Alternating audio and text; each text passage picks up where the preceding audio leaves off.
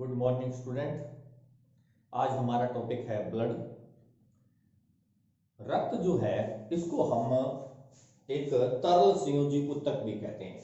यानी ब्लड क्या है, हमारा टॉपिक है ब्लड, रक्त। ब्लड क्या है, एक प्रकार का फ्लूइड कनेक्टिव टिश्यू है। यानी ये क्या करता है, जोड़ने का काम करता है। ये कनेक्टिव टिश्यू है। रक्त एक फ्लूइड कनेक्टिव टिश्यू है। इसका पीएच होता है वो 7.4 इसका पीएच होता है। और यदि मैं रेंज की बात करूं तो ये रेंज 7.35 से लेकर 7.45 इसकी रेंज होती है। अब इसके बाद में यदि मैं बात करूं तो यह जल से 2.5 गुना गाढ़ा होता है। जल से 2.5 गुना गाढ़ा होता है। यानी जो पानी है, पानी से 2.5 गुना गाढ़ा होता है जो रक्त होता है। रक्त के अध्ययन को हीमेटोलॉजी कहते हैं। हीमेटोलॉजी कहते हैं।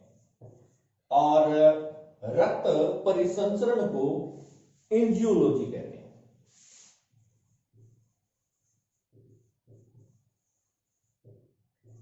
और जो रक्त है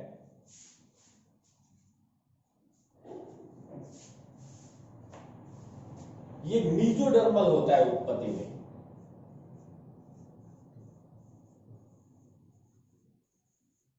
उत्पत्ति में मीजोडर्मल होता है।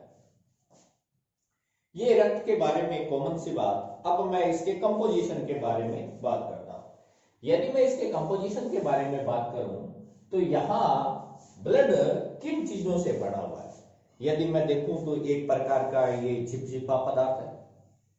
चिपचिपा पदार्थ है। और इसके बारे में देखूं तो ये हल्का क्षारीय है, स्लाइटली एल्केलाइन है। इसकी जो पीएच है वो 7.4 है। एक इसमें थोड़ा सा गंध आती है। यदि मान लो रक्त से संबंधित कोई चीज है और है तो उससे मक्खियां वगैरह हो रहा है, इसमें एक प्रकार का गंध है। अब ये जो रक्त जो इन नलियों के अंदर बहता है, ये रक्त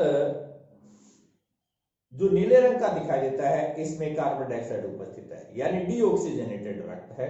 और जो रक्त धमनी के अंदर बहता है वो रक्त ऑक्सीजनेटेड है, वो चमकीले लाल रंग का रक्त होता है। अब यदि रक्त में कंपोजिशन के बारे में यदि मैं बात करूं तो यहां पर प्लाज्मा जो इसके अंदर है, यदि मैं किसी टेस्ट ट्यूब के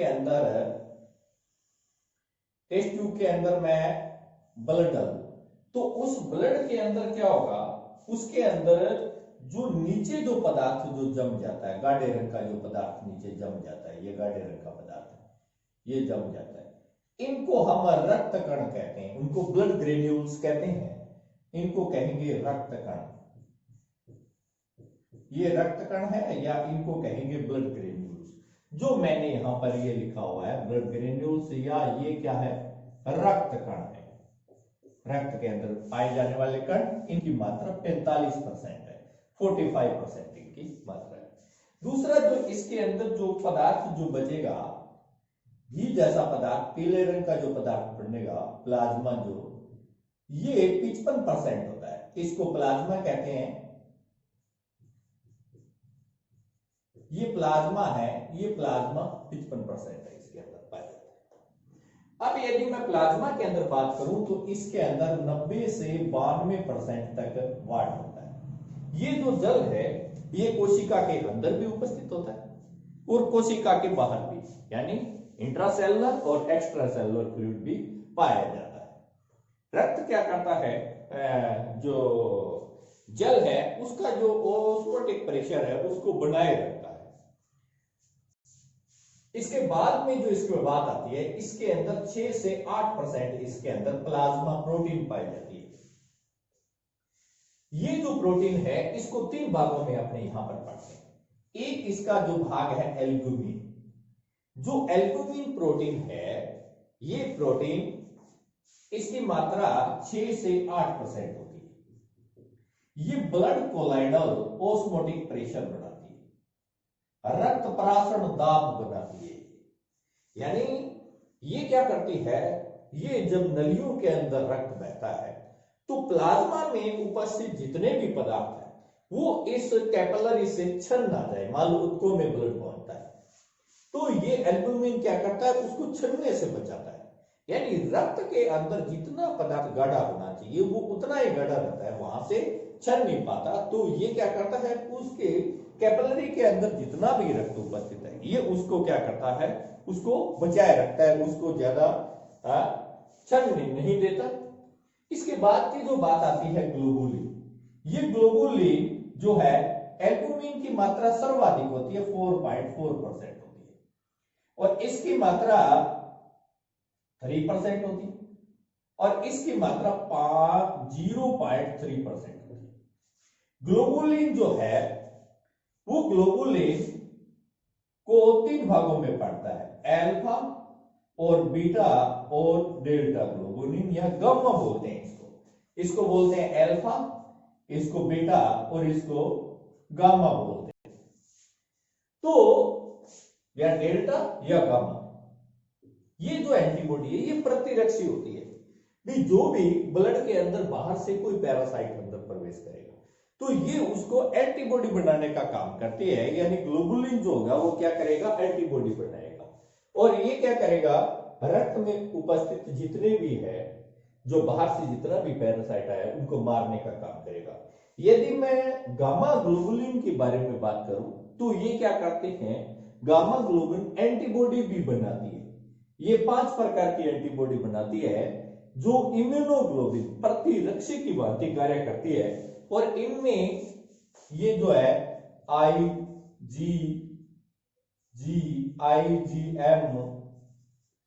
IgD, IgA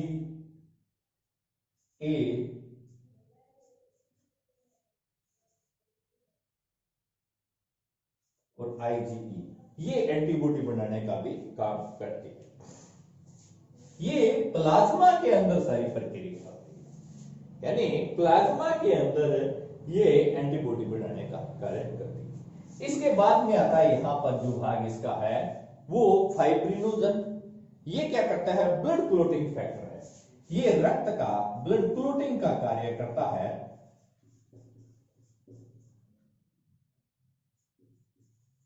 रक्त का थक्का जमाने का कार्य करता है फाइब्रिनोजन।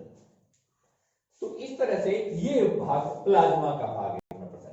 अदर सोल्यूट, अन्य जो इसमें क्या क्या पदार्थ मिले हुए हैं, यदि मैं प्लाज्मा में देखा जाऊं तो मुझे और क्या, इस पीले वाले भाग में मुझे क्या मिलेगा, इस पीले वाले भाग में पानी मिला, इसमें प्लाज्मा प्रोटीन मिला, इसमें एल्बुमिन, ग्लोबुलिन और फाइब्रिनोजन मिला, और इस पीले वाले भाग में मुझे क्या क्या चीजें मिली, इसमें इलेक्ट्रोलाइट मिले।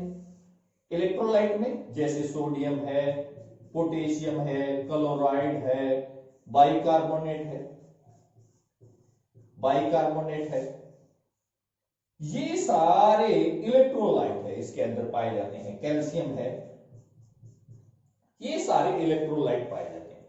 ये इलेक्ट्रोलाइट मस्कुलर कॉन्ट्रैक्शन में भी काम आते हैं, मसल जैसे संकुचित होते हैं उनमें भी काम करते हैं, पीएच बनाने का भी काम करते हैं, इनकी संख्या कम या ज्यादा होना पीएच बनाने का काम करता है।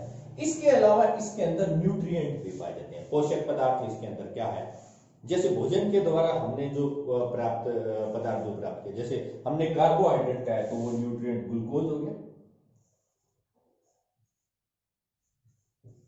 हो गया, यदि हमने प्रोटीन का है तो अमाइनो एसिड हो गया, इसके बाद में फैटी एसिड हो गया यदि वसा खाइए तो। ये सारा न्यूट्रिएंट इसके अंदर प्लाज्मा के अंदर भरा रहता है, इनकी मात्रा। इसके बाद में इसमें गैस है, जैसे ये मैं बात करूं तो अमोनिया गैस भी पाई जाती है, कार्बन डाइऑक्साइड है, और इसमें बात करें तो ऑक्सीजन भी। ये सारी गैसें प्लाज्मा में पाई जाती है, और अन्य रेगुलेटरी पदार्थ भी इसके अंदर पाए जाते हैं। इनके अंदर जैसे हार्मोन्स हैं,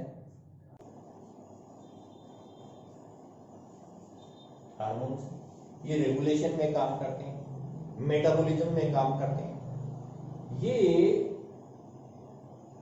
एंडोक्राइन ग्लैंड्स के द्वारा सीक्रेट होते हैं, और अपने टारगेट स्थल के द्वारा ब्लड से ही पहुंचते हैं। इसके अलावा यदि देखा जाए तो इसके अंदर विटामिन पाए जाते हैं, ये विटामिन बॉडी की जो वाइटल फैक्ट्री है, ये विटामिन है, vitamin A B C D, ये सारे इन्हीं के द्वारा होते हैं। यदि मैं वेस्टेज की बात करूं तो इस वेस्टेज के अंदर जैसे यूरिया है, यूरिक एसिड है, इसके अलावा बाइल पिगमेंट है, इसमें गैसें हैं जैसे अमोनिया गैस है, ये सारे इसी के अंदर वेस्टेज के अंदर पाए जाते हैं। यूरिया है, यूरिक एसिड है, बाइल पिगमेंट है, बिलिरुबिन है, बिलीवर्डिन है, अमोनिया गैसेज है, क्रिएटिनिन है। तो ये सारे क्या है, जितने भी ये सारे पदार्थ है ये प्लाज्मा में पाए जाते हैं। यदि मैं बात करूं ये प्लाज्मा जो है, इस प्लाज्मा के अंदर से यदि मैं फाइब्रिनोजन को बाहर निकालूं तो बाकी बचा हुआ जो पदार्थ है वो सीरम कहलाता है। यदि मैं यहां बात करूं सीरम की, यदि मैं बात करूं तो मैं यूं भी लिख सकता हूं कि सीरम है,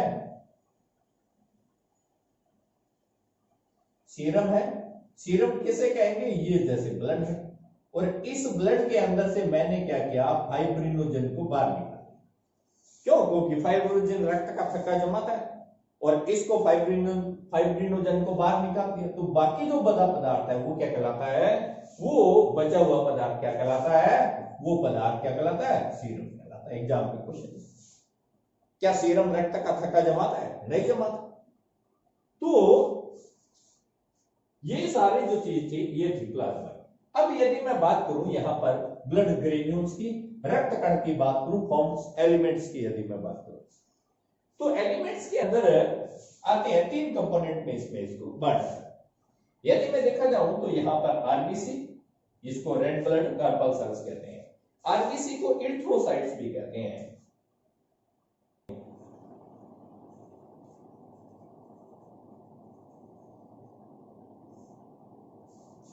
आरबीसी लाल रंग की होती है, रेड कलर की होती है, और आरबीसी की जो एज है वो 120 120 डेज होती है, यानी ये 120 दिन जिंदा रहती है। आरबीसी का जो आकार है वो उभयअवतल होता है, इस तरह के आकार की आरबीसी, बीच में से आरबीसी के न्यूक्लियस एब्सेंट होता है, केंद्रक नहीं पाया जाता, खोखले आकार की अपने को दिखाई देती है, इसमें केंद्रक एब्सेंट होता है। और आरबीसी का यदि मैं सरफेस एरिया की यदि मैं बात करूं तो इस तरह से आरबीसी डंबल के आकार की होती है। डंबल के आकार की क्यों होती है? क्योंकि आरबीसी का सरफेस एरिया बढ़ जाता है। आरबीसी की सतह के ऊपर एक पिगमेंट पाया जाता है जिसको कहते हैं हीमोग्लोबिन।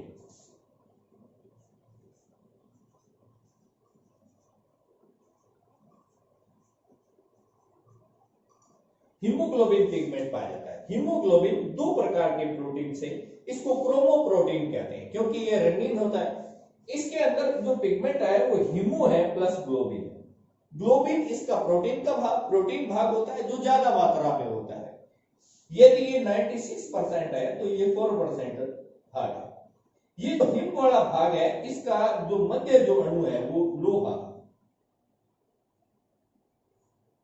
लोहा आयरन है, इसीलिए हीमोग्लोबिन की मात्रा जो है वो पुरुष के अंदर जो 14 से 16 ग्राम प्रति डीएल होती है और महिला के अंदर 12 से 14 ग्राम प्रति डीएल होती है। हीमोग्लोबिन की संख्या जो है वो कम होना एनीमिया कहलाता है। तो हालांकि इसका निर्माण कैसे होता है? इसका निर्माण फोलिक एसिड, आयरन, इन पिगमेंट के द्वारा हीमोग्लोबिन का निर्माण होता है। तो यहां जो आरबीसी के बारे में था, रेड ब्लड कार्पल सेल्स में कहते हैं। दूसरा जो इसका जो भाग आता है वो भाग आता है WBC, white blood corpuscle cells. यदि मैं बात करूं डब्ल्यूबीसी की, तो डब्ल्यूबीसी को 2 भागों में बांटा है, ग्रेनुलोसाइट यानी कणिकीय। इनके कोशिका द्रव्य में कण पाए जाते हैं, इसीलिए ये क्या है, कणिकीय है। यदि मैं इसके आकार की संरचना के बारे में बात करूं तो पहले जो आती है न्यूट्रोफिल्स। न्यूट्रोफिल्स के अंदर इसका जो केंद्रक है केंद्रक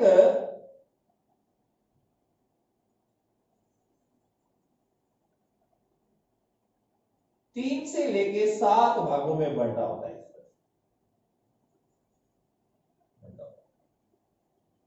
बंटा होता है और इसके अंदर कोशिका द्रव्य के अंदर कण पाए जाते हैं, न्यूट्रोफिल्स। न्यूट्रोफिल्स इसको किसी भी स्ट्रेन से रंगे तो ये रंगी जाती है, इसीलिए इनका क्या नाम रखा, न्यूट्रोफिल्स। यानी किसी भी स्ट्रेन, चाहे एसिड है चाहे बेस है, उसे रंगेंगे तो ये रंगी जाएगी, न्यूट्रोफिल्स है। नंबर 2 बात है, ये जो न्यूट्रोफिल्स है ये फैगोसाइटिक होती है। फैगोसाइटिक भक्षण करने का कार्य करती है, ये फैगोसाइटिक होती है। फैगोसाइटिक यानी ये जब भी बॉडी में कोई रोगाणु जाएगा तो ये क्या करेगा, उसको खा जाएगी, उसको मार देगी, उसको खा जाएगी। तो जो ठोस पदार्थों को भक्षण करना, जैसे कोई पैरासाइट है, कोई गया बॉडी के अंदर रोगाणु बॉडी, तो ये क्या करेगी, उसको खा जाएगी। तो ये क्या है, फैगोसाइटिक का भी कार्य करती है। इनकी मात्रा जो बॉडी के अंदर है, यदि वो करीब करीब 60 से 65% की मात्रा होती है। दूसरा यदि मैं बात करूं इओसिनोफिल्स का, तो ये जो इओसिनोफिल्स है ये आकार में इस तरह से बाइलोब, इस तरह से आकार, ये इओसिनोफिल्स।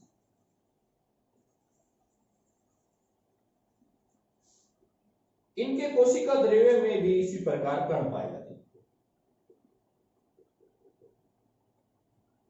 ये कण पाए जाते हैं। ये इओसिन एक स्टेनर होता है, उस इओसिन स्टेनर से भी ये रंगी जाती है। इओसिन जो है इनकी मात्रा 2 से 3% होती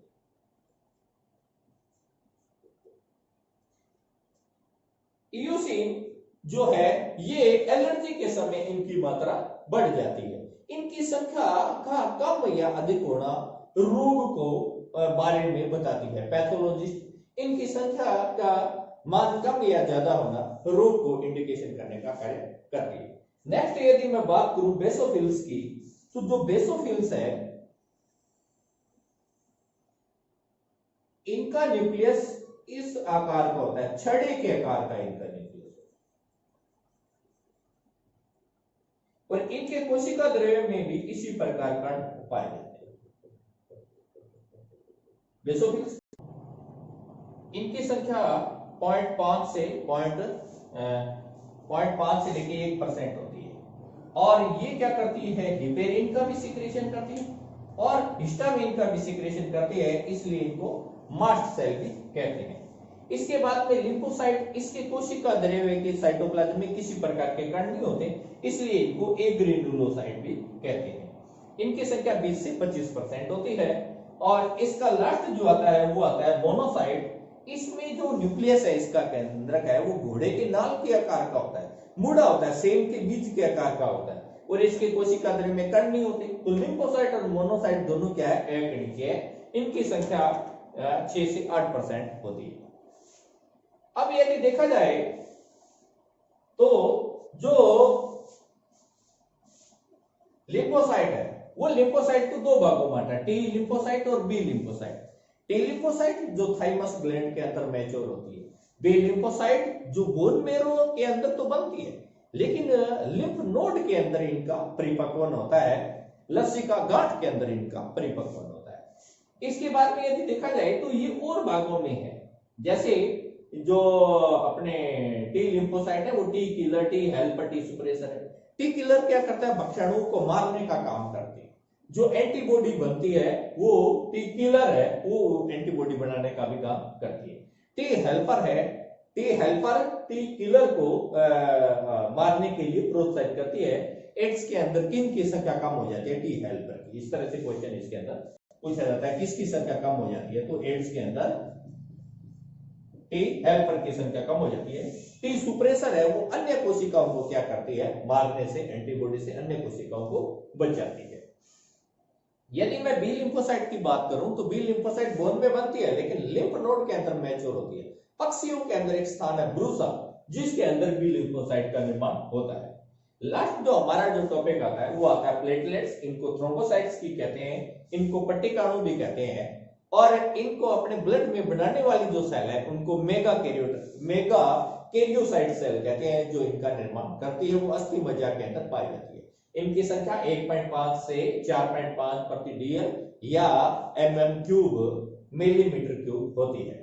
ये एक प्रकार का हार्मोन थ्रोम्बोकाइनेज हार्मोन का भी सिक्रीशन करती है, जो जिसको बोलते हैं होमोस्टेसिस, यानी वो क्या करते हैं, रक्त का थक्का जमाने का भी कार्य करता है। और ये सीरोटोनिन हार्मोन का भी सिक्रीशन करती है। ये सीरोटोनिन हार्मोन है, ये वैसोडाइलेटर का काम करता है, रक्तवाहिनियों को फैलाने का भी कार्य करती है। तो यदि मैं बात करूं तो यहाँ पर जो हमने जो टॉपिक पढ़ा वो हमने ब्लड पढ़ा, और ब्लड को मैंने दो भागों में यहाँ पर पढ़ा। एक भाग मैंने प्लाज्मा पढ़ा।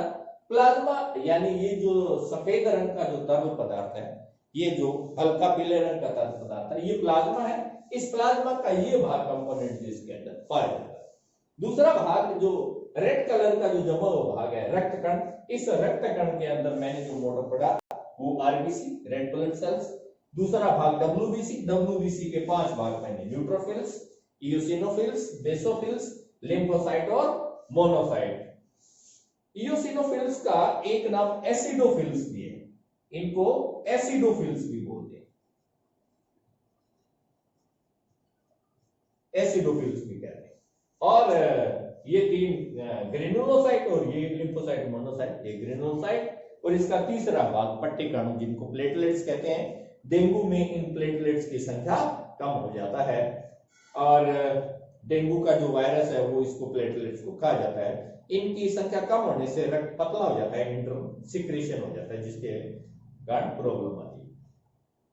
नेक्स्ट जो बात है, ये यदि हम ब्लड इनको प्लेटलेट्स वाले कहते हैं, तो ये चमकती है, चमकीले कलर की दिखती है, और रक्त के अंदर इनमें केंद्रक नहीं पाया जाता, इनमें केंद्रक नहीं पाया जाता। ये इस आकार की इस तरह से अपने कणिकाएं जो अपने को दिखती है, इनमें न्यूक्लियस नहीं पाया जाता इस तरह। स्तनधारियों के अलावा अन्य जंतुओं के अंदर जो प्लेटलेट्स है उनके अंदर न्यूक्लियस पाया जाता है, उनको थ्रोम्बोसाइट भी कहते हैं। Thank you student.